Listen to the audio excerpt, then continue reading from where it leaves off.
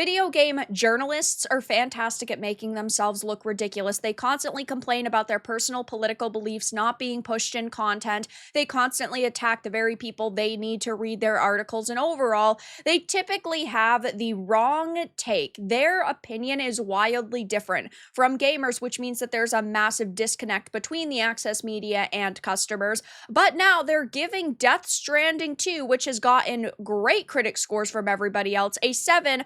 And one of the major reasons is questionable tropes around women.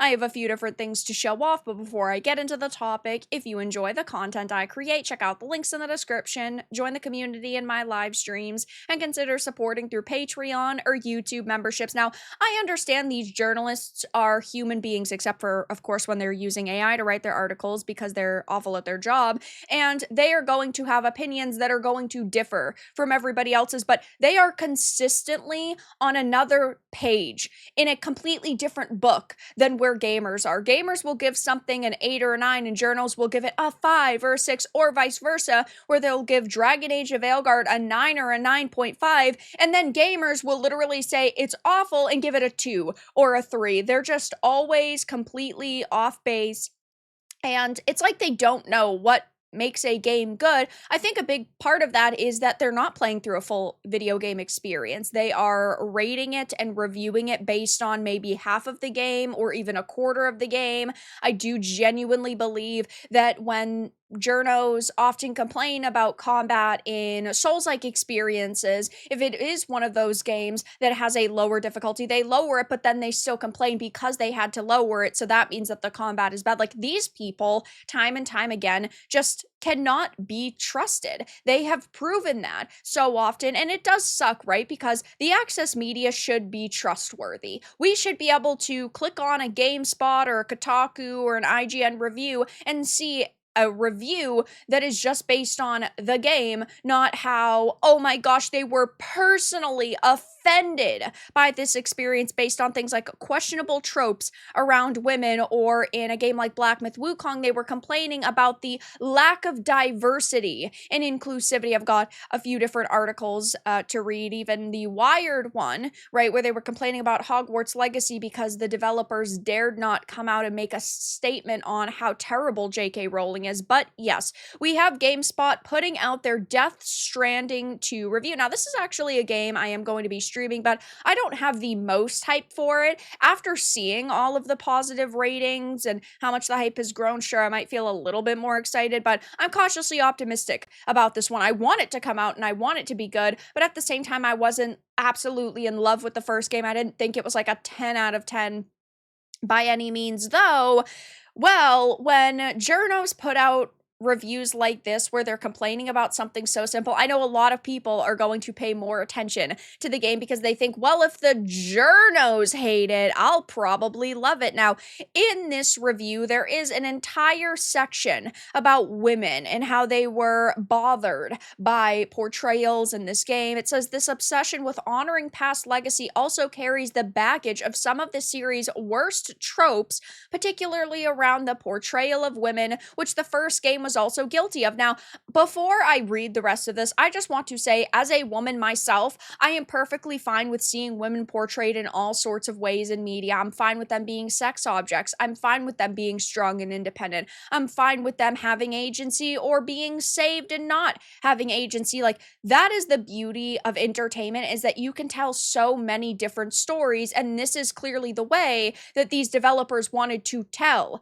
their story. These people want developers to work in a certain set of confines. They want them to be stuck in a box of, you have to respect women, you have to respect people of color, all of the villains have to be white cis men. Like, they don't want any sort of originality because that could offend them, which of course is absurd. It's fine to criticize a game based on what you personally don't like, but to go in it and say that this is such a big negative because it is offensive to women is the problem. Going on, though, it says, while I can't speak with authority about some of the sequel's plot lines, including one involving a phenomenon around childbirth, some scenes cause an exhausting deja vu. There's an unskippable photography minigame featuring 3 women posing in front of the camera, as well as a central character who often takes her shoes off as crew members are running commentary about this habit.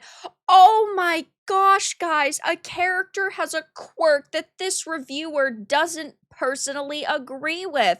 Oh my gosh, a video game has a camera mini game where you can take photos of the women. This is absolutely degenerate. We need to ban this game. I mean, that's your major complaint? Is there's a photography minigame and a character takes her shoes off? Yeah, they are grasping to find a reason to attack this. The camera pans during cutscenes aren't as excessive as, say, the treatment around Quiet in Metal Gear Solid: The Phantom Pain, but it all feels unnecessary, and since you're witnessing photorealistic depictions of real-life actors, it can slip into being a bit weird. They're actors, and they know that that is what they are doing. They are acting. They know that they are making money off of acting. And if a director says, I have this quirk that I want your character to have, that person is getting paid to do it. And clearly she wasn't bothered by doing it. So why are you bothered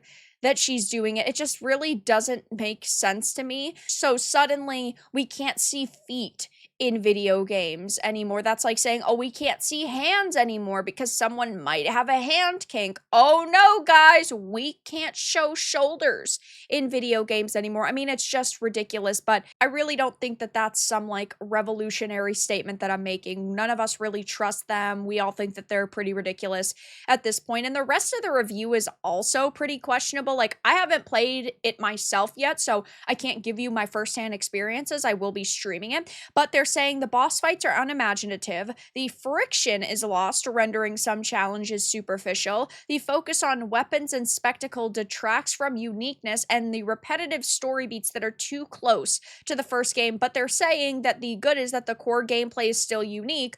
Photorealistic visuals are stunning even on the base PS5 model, and revisiting the world of Death Stranding is exciting. So they just did not love this experience overall, and well, a lot of gamers are now kind of wrecking them over this. I know Legacy Killa had said, let me create this imaginary sin to deduct points in my game review. Still, the worst offender is Wired's Hogwarts Legacy review, which I think is funny, but others are saying this nonsense is why I don't trust game journalists anymore and watch people such as yourself as well as others for gaming reviews. You don't hate game journalists enough. You think you do, but you don't. Don't blame Screen Rant. It was probably the AI who writes all their articles who said that, and yeah, I mean, this is a tale as old as time. We've seen this happen countless times at this point, which is sad that video game journalists are more worried about finding a game and then deciding if it passes their personal moral compass test or not, and if it doesn't,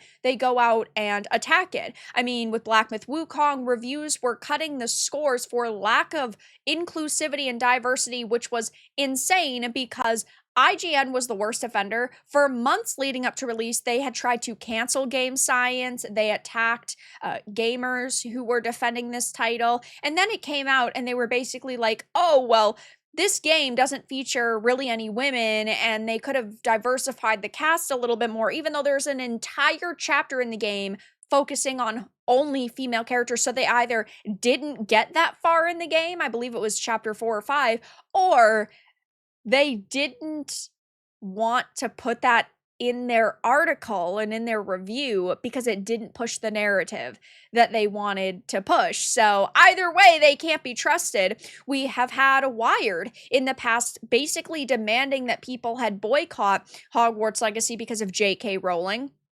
saying, yikes, y'all, I don't even smoke and I feel like I need a cigarette before I get this thing started. Here we are to talk about Hogwarts Legacy, and to do that, we need to discuss the whole mess. Pull up a chair, pour yourself some tea, wrap yourself in a blanket, scream into a pillow, because this one's going to take a lot out of both of us. And they're rating was actually a 1 out of 10 because they said the story is rooted in anti Semitic tropes, the gameplay feels dated, the graphics feel like they're a couple generations behind, all the characters are one dimensional, it doesn't stay true to established lore, every character feels like an off brand version of the characters we know and love, there's no sense of place, no magic, and no heart, which is insane because this game was really freaking good. Was it the best game I've ever played? No, but it deserved more than a 1 out of 10.